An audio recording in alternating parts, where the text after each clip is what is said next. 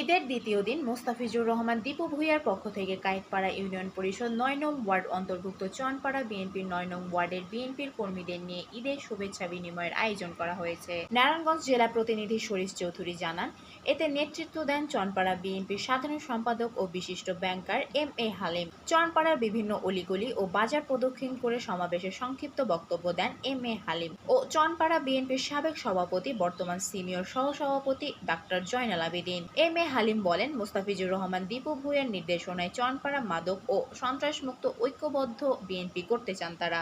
এ সময় উপস্থিত ছিলেন চনপাড়া বিএনপির সাংগঠনিক সম্পাদক মোহাম্মদ শরীফ চৌধুরী, সাংগঠনিক সম্পাদক কাজল গাজী, ১ নং ওয়ার্ড বিএনপির সাধারণ সম্পাদক জান শরীফ জুনা, ২ নং ওয়ার্ড সাধারণ সম্পাদক শাহ আলী, ২ নং যুগ্ম সাধারণ সম্পাদক মোহাম্মদ আমজাদ হোসেন, ৩ নং ওয়ার্ড সভাপতি আব্দুল মান্নান, ৩ নং ওয়ার্ড সাধারণ সম্পাদক আনোয়ার হোসেন, ৩ নং ওয়ার্ড সিনিয়র সহসভাপতি আবুল কালাম, ৪ নং ওয়ার্ডের পারভেজ, ৫ নং ওয়ার্ডের সভাপতি শাহজাহান, সিনিয়র সহসভাপতি বাদল মিয়া, ৬ নং ওয়ার্ডের সভাপতি জয়নাল আবেদীন ব্যাপারী, ৭ নং ওয়ার্ডের সাধারণ সম্পাদক রহিম দেওয়ান ও জালাল আহমেদ, ৮ নং ওয়ার্ডের সাধারণ সম্পাদক মোহাম্মদ আনোয়ার হোসেন, ৯ নং ওয়ার্ডের সভাপতি মোহাম্মদ হানিফ ও সাধারণ সম্পাদক কুতুবউদ্দিন মাঝি এবং সাংগঠনিক সম্পাদক রানা।